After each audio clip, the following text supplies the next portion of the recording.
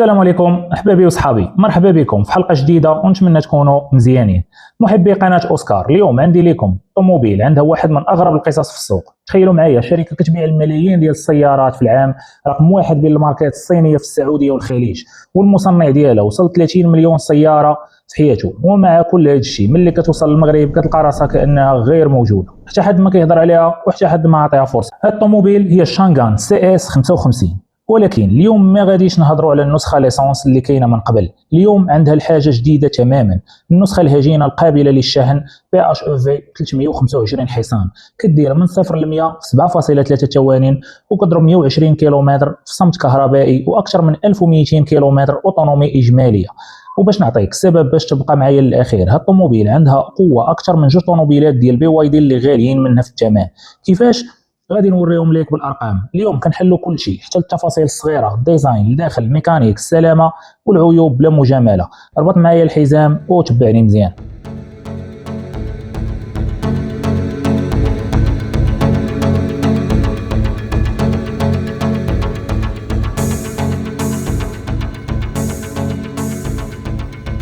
ودابا قبل ما ندخلوا للطوموبيل خصنا نجاوبوا على سؤال كيطرحوه بزاف ديال الناس: شكون هي شانغان اصلا؟ حيت بزاف كيسمعوا الاسم وكيقولوا ماركه صينيه جديده خرجت البارح، والحقيقه راكم غالطين بزاف. شانغان راها من اقدم الشركات الصناعيه في الصين، الجذور ديالها كترجع لعام 1862، عندها اكثر من 160 عام ديال الخبره الصناعيه، وبدات كمصنع للاسلحه. ومن عام 1959 دخلت رسميا لعالم صناعه السيارات، واليوم هي واحدة من أكبر 4 مجموعات ديال السيارات في الصين كاملة، والمقر ديالها في مدينة تشونغتشينغ. ودابا الأرقام اللي غادي تصدمكم، سمعوا مزيان. في عام 2025 باعت شانغان تقريبا 2.9 مليون طوموبيل في العالم، رقم قياسي في تاريخها. في دجنبر 2025 وصلت ل 30 مليون سيارة إنتاج تراكمي، ولات أول شركة صينية مستقلة توصل لهذا الرقم، وكتبيع في اكثر من 100 دوله في العالم، وعندها مراكز ديزاين في تورينو بايطاليا، برمنغهام بانجلترا وفي المانيا. يعني الديزاين ماشي غير صيني. عندها شراكات تقنيه مع مازدا، فورد وحتى هواوي. ولكن النقطه اللي خاصها تهم المغربي بالضبط هي الخليج. في السعوديه ومصر شانغان من الماركات الصينيه الثلاثه الاولى في المبيعات. علاش تما نجحات؟ حيت تبتات راسها في الحراره العاليه، في الصحراء وفي الطرقان الطويله، ظروف اقصى بزاف من اللي عندنا هنايا. يعني الخليجيين اللي معروفين بالمعايير العاليه ديالهم في الطوموبيلات عطاوها الثقه قبل منا بكثير. وفي المغرب شانغان دخلت رسميا في 2024 عن طريق مجموعه باكشان اوتوموتيف جروب، وهذه ماشي مستورد صغير، هذه مجموعه كبيره عندها خبره وكتمثل حتى ماركات اخرى معروفه. الشبكه ديالهم اليوم كتوسع وكاينه في 8 المدن: دار البيضاء، الرباط، القنيطره، مراكش، تطوان، طنجه، الجديده والمحمديه. ولكن الحاجه اللي خاصكم تركزوا فيها مزيان: الضمان 6 سنوات بكيلومتراج غير محدود. عاود معايا، كيلومتراج غير محدود، يعني حتى الا كنتي خدام وكتقطع 50 ولا 60 الف كيلومتر في العام راك مضمون 6 سنين كاملين بلا ما تخاف. هذه وحده من اقوى الضمانات في السوق المغربي كامل، وهي بوحدها كترد على نصف المخاوف اللي عند الناس على الماركات الصينيه. يلا معايا ندوزو للديزاين الخارجي، ونبداو بالكالوندر والواجهه الاماميه. من القدام عندنا كالوندر كبيره بالديزاين ديال الالماس، هذا النمط اللي كيعطي حضور قوي وكيخلي الطوموبيل تبان اعرض واكثر ثقه في الطريق. شارة سي اس 55 مع كلمه بي اش او في بالاحمر كتميز هذه النسخه على سابقتها ديال ليسانس. والاضاءه راه كلها ليد، من لي بارابول اللي كاينين للقدام مع الضوء ديال النهار مع الاضواء ديال الوضع اللي كيعرضوا الطوموبيله في الليل، كلشي ليد. هاد الطوموبيل عندها توقيع ضوئي كيبان غالي بزاف على الثمن ديالها. من الجنب او فيديو بروفيل، وهنا كتبان الابعاد الحقيقيه. الطول ديال الطوموبيل 4 متر فاصلة 53، اس يو في كومباكت ولكن واسع بزاف على الفئه ديالو. العرض كيجينا بمتر فاصلة 86 سنتيم، والعلو بمتر فاصلة 68. عندها وقفه عاليه ومريحه، والمهم اللي هو لومبادمون او المساحه الداخليه اللي ما بين الرويد اللي كتوصل ل 2 متر فاصلة 65 سنتيم. هذا الشيء اللي كيصنع واحد المساحه داخليه اللي غادي نشوفوها ملي ندخلوا لداخل السياره. جوانط الومنيوم كيجيونا ب 19 بوس كبار وكيعمروا الجناح مزيان وكيعطيوها طابع رياضي. اللور الاضواء الخلفيه حتى هما ليد كومبيني موصولين بخط ضوئي كيمدد وكيعطيك منظر رائع من بعيد، مع ضوء ديال ستوب مرتفع حتى هو ليد، والكوفر الكهربائي ذكي اللي كيتحل بالتليكوموند وحتى بحركه الرجل. والحجم ديال الكوفر كيوصل 475 لتر. احتفظوا معايا بهذا الرقم غادي نحتاجوه في المقارنه مع بي واي دي. وهنايا غادي نفاجئكم نقطه اخيره على الوزن. الطوموبيل كيوصل الوزن ديالها ل 1735 كيلوغرام فارغه، كتبان ثقيله شويه بسبب البطاريه، ولكن كيف غادي نشوفوا من بعد هذا الوزن اللي محطوط منخفض ومركز في التحت ديال السياره كيلعب صالحه في الثبات في المنعرجات. حل معايا دابا الباب ويلا ندخلوا للداخل. وهنايا الصينيين ولاو كيلعبوا مزيان. شوفوا لا كاليتي وجوده المواد المستعمله. لي سياج كيجيونا بالجلد والفولون حتى هو اون كوير وقابل للضبط في 4 الاتجاهات. اللمسه العامه ديال التجديد والبلاستيك اللين في هذه الفئه السعريه محترم جدا وما كتحسش براسك في طوموبيل رخيصه، بالعكس كاين احساس ديال الرقي والرفاهيه. الخلف ديال المقود عندنا واحد طابلو ديال الاكرون تي اف تي رقمي ديال 10 بوس قدام السائق، وكتجينا شاشه لمسيه مركزيه ديال 12.3 بوس كتكون كبيره وواضحه وسريعه بزاف. هاد الشاشه مدعمه ابل كار بلاي واندرويد اوتو اللي ولاو اساسيين في هذا الوقت، زياده على نظام صوتي بريميوم ديال ستاتلي هوت بارلور وهو صوت محترم بالنسبه للفئه ديالها. فيها التحكم الصوتي ولي كوموند فوكال باش تكونترولي بزاف ديال لي زوبسيون بلا ما تحتاج تكليكي في الاكرون. الشحن اللاسلكي ديال التليفون حتى هو كاين ولا عملي كل نهار. الحقيقه ملي كتجلس داخل ديال هذه السياره وكتشعل الشاشات كتحس انك في طوموبيل من فئه اعلى من الثمن اللي خلصتي. ودابا الكونفور والحوايج اللي كتفرق معاك في الاستعمال اليومي. السياره كتجينا بكليماتيزاسيون اوتوماتيك، فيها ديتيكتور دو بلوي وميم لا ليماج دي في اوتوماتيك اللي ولاو اشياء عاديه في هذه السيارات. لي سياج كهربائيين اماميين بالنسبه للسائق وحتى للراكب حتى هو الباساجي. فيهم تهويه اي فونتيلاسيون وهذا الشيء راه مهم بالنسبه للسائق ملي تيكون في مدينه حاره بحال مراكش او الصحراء، وهنايا كتكون نعمه حقيقيه. ركزوا مزيان على هذه النقطه ديال لا فونتيلاسيون حيت لي سياج راه فيهم التهويه ماشي التسخين، وما كايناش خاصيه المساج حتى هي. اللي فيه التسخين هما لي ريتروفيزور الخارجيين. الا كنتي ساكن في منطقه بارده بحال الافران وكتبغي لي سياج يكونوا شوفي، هذه راه ملاحظه خاصك تعرفها. الزجاج الخارجي كيجينا سور تانتي وفيه عازل للصوت، يعني عندك حمايه من الشمس الالترافيولي واللي كتضر بالبشره وكتكرفص حتى لي سياج ديال الجلد، بالاضافه لعزل صوتي محترم اللي كيخليك تمشي مرتاح في الطريق. طوا بانوراميك حتى هو كبير كيدخل الضوء وكيعطيك احساس بالمساحه كبيره، وفيه خاصيه ذكيه هو انه كيتسد اوتوماتيكيا الا بدات الشتا. دونك الا نسيتي محلول وخرجتي بلا ما تخاف، الطوموبيله راه غادي تقوم بالغرض وغادي تسد كاع المنافذ. السياره فيها اضاءه محيطيه داخليه، فيها اكودوار سنترال، فيه بورت غوبلي.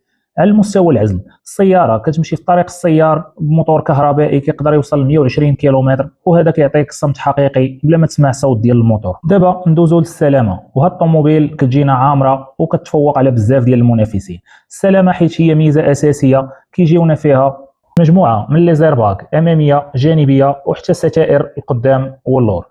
فيها الابي اس اللي هو نظام السلامه ولا ضروري، فيها موزع الفرمله الالكتروني اللي هو الاو بي دي، عندنا التحكم في الثبات اللي هو اليو اس بي، وعندنا المضاد الانزلاق تي سي اس، عندنا مساعد الفرمله اللي هو البي او، ومساعد الطلوع في العقبه اللي هو الاش اس سي، وحتى التحكم في الهبوط الاش دي سي.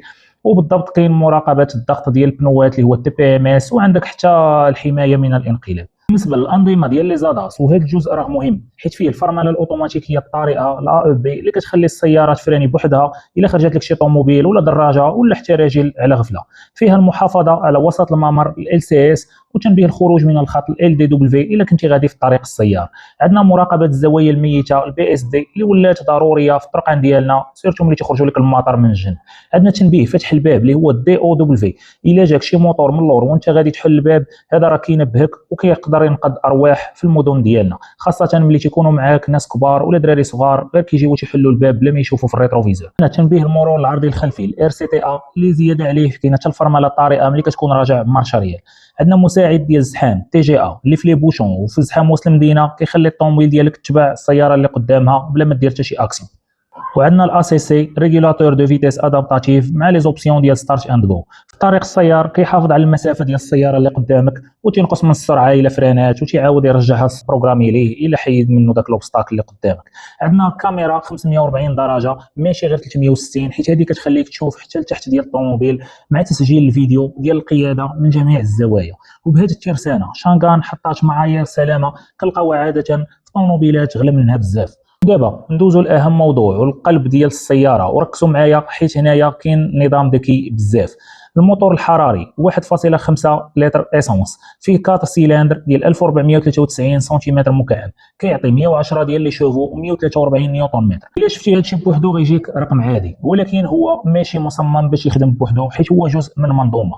الموتور الثاني اللي هو الموتور الكهربائي، وهنا القوه الحقيقيه عندنا 215 حصان و330 نيوتن متر ديال الكوبل الكهربائي كيجي ديريكت من اول لفه بلا انتظار وبلا تاخير. دونك المجموع القوه المجمله ديال السياره 325 حصان، وهذا الرقم في الطوموبيل بهذا الثمن راه شي حاجه كبيره بزاف. النتيجه على الطريق من 0 ل 100 كيلومتر في الساعه كدار في 7.3 ثواني، يعني كتسبق بزاف ديال السيارات الاوروبيه والالمانيه اللي بضعف الثمن ديالها. والبواطه فيتاس كتجينا الاي سي في تي، ناقل مخصص للهجين، تيكون سلس وما فيهش دوك الرجات ديال الدي سي تي.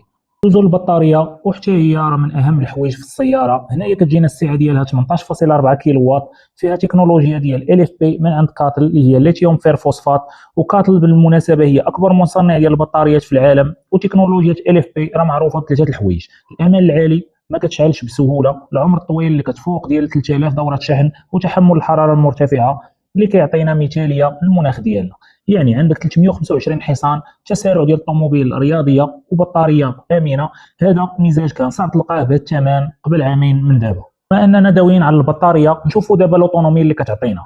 السياره بالكهرباء بوحدها كتقدر تمشي 120 كيلومتر بمعيار سي ال تي سي الصيني، في الواقع توقعوا تقريبا من 90 حتى 100 كيلومتر حسب القياده. الاوتونومي الاجماليه كومبيني من 1150 حتى 1200 كيلومتر، يعني كازا اكادير، وتقدر ترجع بلا ما تشعل ولا توقف حتى محطه ديال الوقود. الاستهلاك المختلط كيدور في 4.9 لتر في المية، والا درتي في المدينه كينزل حتى ل 0.9 لتر الا كنتي كتشارجيها في الدار بانتظام. الشحن القوه القصوى ديالو كتوصل ل 6.6 كيلو واط بالتيار المتردد الاسي. استخدمتي الويب بوكس ديال الدار، البطاريه كتعمر تقريبا في 3 سوايع، الا شارجيتيها بالليل راه كتصبح عامره كل صباح. نحلوا هنايا واحد القوس الصغير على واحد العيب خصنا نديروا ليه اشاره. الشحن اسي راه هو الشحن البطيء فقط، ما في السياره ما كتدعمش الشحن السريع اللي هو الدي سي. وهنايا في الاستعمال اليومي ديالك راه يقدر ما يكونش مشكل، ولكن في السفر الطويل ما غاديش تقدر تعمرها بسرعه في محطات ديال الشحن الكهربائي، خاصك تبقى تعتمد على الموتور الحراري هو اللي غادي يشارجي الطوموبيل وانت غادي. وهذا الشيء راه غادي نرجعوا ليه في القسم ديال العيوب. ندوزو لواحد الميزه حتى هي في السياره مزيانه اللي هي الفي تو ال فييكل تو لود، وهذه الميزه كاينه قليله في الفئه ديالها. والطوموبيل تقدر تخدم بحال شي جينيراتور، يعني تشعل منها بريز ديال 220 فولت اللي تقدر تشغل به الات كهربائيه ملي تكون في كامبين ولا بعيد على المدينه. ندوزو دابا لا سسبونسيون والثبات والاحساس في الطريق. الطوموبيل كتجينا من القدام سسبونسيون ماكفيرسون مستقله، ومن اللور دايرين فيها ملتي لينك ملتي با حتى هي مستقله. وهذه النقطه اللي خاصكم تركزوا فيها مزيان، حيت بزاف ديال المنافسين في هذا السعر ديال الثمن كيحطوا غير باراتور سون اسوي سيمي ريجيد من اللور باش يقتصدوا في التكلفه. الملتي لينك لمعلوماتك راه كيعطي راحه احسن في الطريق سورتو مع لي دودان، وثبات احسن في الفيراجات. بالنسبه للفرامل راه السياره كتجينا بديسك في 4 ديال الرويدات تيكونوا فونتولي القدام واللور.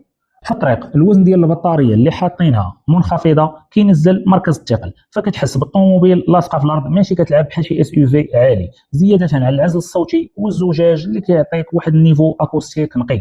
التجربه في لوطوروت هادئه ومريحه، عندك 3 الاوضاع نورمال ايكو وسبور. وفي سبور مع 325 حصان راه كتحس بالطوموبيل كتولي وحش اخر، وحتى الاستجابه ديالها كتزيد.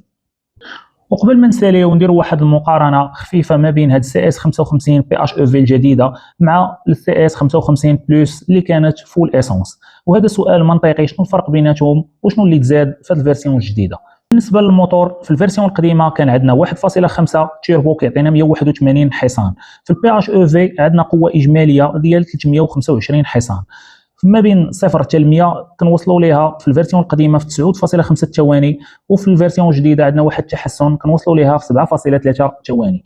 بالنسبه للاستهلاك وهذه حاجه مهمه خاصك تركز فيها، الفيرسيون اسونس كان عندنا 6.6 لتر في كل 100 كيلومتر، وفي الفيرسيون الجديده ديال بي اش او في راه كنلعبوا في واحد لا موين ديال 4.9 الا كنتي في لوطوروت، وغير 0.9 الا كنتي كتخدم 100% كهربائي في وسط المدينه. بالنسبه للقياده بالكهربائي خالصه ما عندناش في الفيرسيون القديمه حيت كانت فول اسونس، في الفيرسيون الجديده راه كتوصل ل 120 كيلومتر. الثمن التقريبي في الفيرسيون القديمه كانت كتلعب في 25 مليون، وهذه الفيرسيون الجديده راه كتبدا ب 27 مليون. والخلاصه هنايا بفارق ديال 20,000 درهم تقريبا راه كتاخذ ضعف ديال القوه، وعندك استهلاك اقل بكثير زياده على واحد 120 كيلومتر اللي كتمشي بها كهرباء خالصه، وعندك بواطه فيتيس انعم من الجينيراسيون اللي قبل، وزائد لوبسيون الفي تو ال اللي دوينا عليها قبل. دونك الا عندك فين تشارجي راه البي اش او في كتخلص واحد شويه الثمن دابا، وكتقدر ترجعو في عامين من بعد بهذا الاقتصاد ديال الكهرباء. اجي نديرو دابا واحد التحليل العقليه المغربيه. خلوني نهضر معاكم بصراحه على حاجه كتحيرني. هاد الطوموبيل رقم واحد في الخليج وفي المغرب قليل اللي كيعرفها. علاش؟ عندي بعض التحليلات. عقليه ديال الديزل ولا والو. حنا من صغرنا تربينا على ان الديزل، ولكن الحقيقه تبدلات. هاد البي اش او في راه كتستهلك اقل من اي ديزل، والصيانه ديالها حتى هي ارخص، حيت ما عندك لا فلتر بارتيكول، ما عندك اد بلو، ما عندك تيربو، والديزل راه كيطلب بزاف ديال المصاريف. النقطه الثانيه هي الخوف من البطاريه. وشنو غندير الا البطاريه خسرات؟ هنايا السياره كتجينا بطاريات من عند اكبر مصنع اللي هو كاتل، وجايه بالال اف بي اللي هي بطاريه امنه. دونك ما عندك مناش تخاف من ناحيه الصبر ديال البطاريه، زياده على ان عندك ضمان ديال 6 سنين وكيلومتر غير محدود. وهاد البطاريات راه كيفوق دوره الشحن ديالهم 3000 دوره، اللي كتعطيك واحد الكيلومتراج في 300 الف كيلومتر. دوزو النقطة الثالثة وهي لا غوفونت، وشحال غتسوى الطوموبيل في لوكازيون. وهذه نقطة مشروعة حيت الماركة مازال جديدة، ولكن راه نفس الشيء تقال على الداسيا والهيونداي فوقيتها فاش يلاه بانوا، واليوم شوفوا فين واصلين في المبيعات. إذا راه الثقة راها كتبنى مع الوقت. كاين ناس اخرين اللي تيقول لك السياره عندها شكل اس يو في، ولكن هي راه غير كار دو، زعما ما فيهاش دفع رباعي. هذا سوء فهم كبير، حيت راه اكثر من 95% ديال الموالين الاس يو في في العالم عمرهم ما خرجوا الطوموبيله على الكودرون، وديما تيمشيو بها غير في لوطوروت. والاس يو في راه في وسط المدينه راه كتشري غير على الوقفه والرؤيه والمساحه. وبالمناسبه راه كاع المنافسين المباشرين بحال الاطو 2 والجايكو والسيليون 5 حتى هما غير كار دو. دونك هذا راه عيب مشترك، ماشي حجه ضد شانغان بوحدها. نقطة أخيرة وهي قلة التواصل. شانغان في المغرب ما دارتش الضجة اللي داروا بي واي دي. هذاك الشيء علاش الطوموبيل دازت تحت الرادار، وهذا بالضبط علاش كنصوروا هذا الفيديو، هو نوصلوا للمستمعين ديالنا سيارات اللي يقدروا يكونوا في المستوى ديال التطلعات ديالهم. دابا واحد المواجهه مع سيارات بي واي دي. شانغان دخلات من الباب اللي خلات بي واي دي محلول. كيفاش ترى؟ دابا واحد الحاجه مثيره اكتشفناها. بي واي دي عندها في المغرب جوج ديال لي اس يو في هجينين قابلين للشحن. من جهه كاين البي واي دي اطو 2 الصغيره، ومن جهه اخرى كاين السيليون 5 الكبيره. وشانغان سي اس 55 بي اش او في دخلات بالضبط من الفراغ اللي كاين بيناتهم. واحد جدول المقارنات. في الطول كتجينا الاطو 2 ب 4.33، والسيليون 5 ب 4.74، والشانغان كتخشى الوسط ب 4.54، كبر من الصغيره وصغر من الكبيره. بالنسبه للومباتمون المساحه الداخليه، الاطو 2 كتجينا ب 2.62، سيليون 5 2.71، وعاوتاني الشانغان كتخشى الوسط ب 2.65. الثمن، الاطو 2 كتلعب في 26 مليون، والسيليون 5 كتبدا من 30 مليون، والشانغان ثاني كتخشى الوسط ب 27 مليون. القوه ديال الاحصنه، عندنا الاطو 2 212 حصان، السيليون 5 حتى هي 212 حصان، وهنا الشانغان كتفوق عليهم بجوج وكتعطينا 325 حصان. بالنسبه للتسارع من 0 ل 100، البي واي دي اطو 2 كدير 7.5 سكوند، والبي واي دي سيليون 5 كدير 8.5 سكوند، وهنايا ثاني الشانغان كتربحهم بجوج ب 7.3 سكوند. الكفر ديال الاطو 2 فيه 424 لتر، والسيليون 5 463، وهنا ثاني الشانغان كتفوق عليهم بجوج ب 475 لتر. البطاريه ديال الاطو 2 كدير 18 كيلو وات، سيليون 5 18.3 كيلو وات، والشانغان ثاني كتفوتهم بجوج ب 18.4 كيلو وات. المدى الكهربائي اللي كتقدر تمشي به السياره، الاطو 2 كتعطينا 90 كيلومتر، سيليون 5 كتعطينا ما بين 86 حتى ل 120، والشانغان كتاكد لنا انها قويه ب 120 كيلومتر. سرعه الشحن بالاسي، الاطو 2 كديرها ب 6.6 كيلو وات، البي واي دي سيليون 5 ب 3.3، والشانغان حتى هي 6.6 كيلو وات. الخلاصه ديال هذا الطابلو غنخرجوا البوز الاول على الطول لومباتمون والثمن. شانغان كتجي حرفيا في الوسط ما بين جوج ديال لي بي واي دي، ما هي صغيره بحال الاطو 2، ما هي غاليه بحال السيليون 5. الا لقيتي الاطو 2 صغيره عليك والسيليون 5 غاليه عليك، شانغان هي الحل الوسط اللي كان ناقص في لاغام ديال بي واي دي، وبي واي دي خلات الباب محلول وشانغان دخلات منه. البوز الثاني، وهنا فين كاينه الضربه القاضيه على مجمل القوه. السيارات بجوج، بي واي دي عندهم 212 حصان، وشانغان جاتنا ب 325 حصان، دونك كتغلب السيارات بجوج فارق اكثر من 100 حصان. وهذا الشيء طاري حتى في الكوفر اللي كيجينا ب 475 لتر، كبر منهم بجوج. شانغان هنايا كتاخذ حجم قريب وكبير بحال السيليون 5 بثمن قريب للسياره الصغيره اللي هي الاطو 2، وبقوه كتفوقهم بجوج، وتا بالكوفر كبر منهم بجوج. ولكن للانصاف غنجيو نشوفوا فين بي واي دي كتفوق. باش الفيديو يبقى مصداقي وما نكونش منحاز، بي واي دي عندها اوراق قويه بزاف. الفلسفه ديال بي واي دي كتلعب على الكفاءه والاقتصاد، كتعطينا موتور الاستهلاك الحقيقي ديالو كيهبط لجوج حتى 3 لتر في المية بالبطاريه ملي كتكون عامره، في حين ان الشانغان كتلعب على القوه والاداء، زياده على ان الشبكه والسمعه ديال بي واي دي عندها بزاف ديال المدن، حضور قوي واعلامي، والثقه بدات كتبنى. الروفونت ديال بي واي دي حاليا احسن في قيمه اعاده البيع في المغرب، حيت السوق المستعمل ديالها بدا كيتكون، زياده على الباتري بليد عندها سمعه عالميه وقويه في الامان. دابا الفقره اللي كتعجبكم اللي هما العيوب، وبصراحه تامه كل موديل وعنده المساوئ ديالو، وكيف عودتكم ما كايناش طوموبيله كامله. ها هما العيوب بلا مجامله ديال هذا الموديل اللي بين يدينا. شانغان سي اس 55 بي اش او في ما فيهاش الشحن السريع، كتشحن فقط ب 6.6 كيلو واط، وهذا الشيء كيعطيك مشكل في السفر الطويل. اللوطونومي المعلنه بمعيار سي ال تي سي كتكون متفائله شويه، اللي عطاتنا 120 كيلومتر، وهنا خصنا نقصوا 21% في الواقع. كتجينا السياره غير بكات دو فقط، وما كاينش فيها تسخين ومساج في ليسياج. الشبكه ديالها باقيه صغيره، صحيح انها كاينه في 8 المدن، ولكن كنتمناو انها تزيد تكبر من الريزو ديالها في باقي المدن الكبار. والروفونت مجهوله حيت الماركه مازال جديده شويه. الوزن ديالها ديال 1735 كيلوغرام، كتحس به شويه في الفرمله القويه. وهذا الشيء اللي كان عندنا اليوم اصحابي. قولوا لي في كومونتير بنفس الفلوس واش تاخذوا شانغان سي اس 55 325 حصان ولا بي واي دي بالسمعه والشبكه ديالها، وشكون بغيتوا نجيب لكم في الحلقه الجايه للمواجهه المباشره. الى عجبكم الفيديو ديروا لايك، شاركوا مع اصحابكم اللي كيقلب على اس يو في هاجين، وما تنساوش لابونمون وتفعل الجرس. ودير في بالك باللي الطوموبيل الزوينه راه ماشي هي اللي غاليه، راه هي اللي كتعطيك اكثر من داكشي اللي خلصتي. وتهلاو.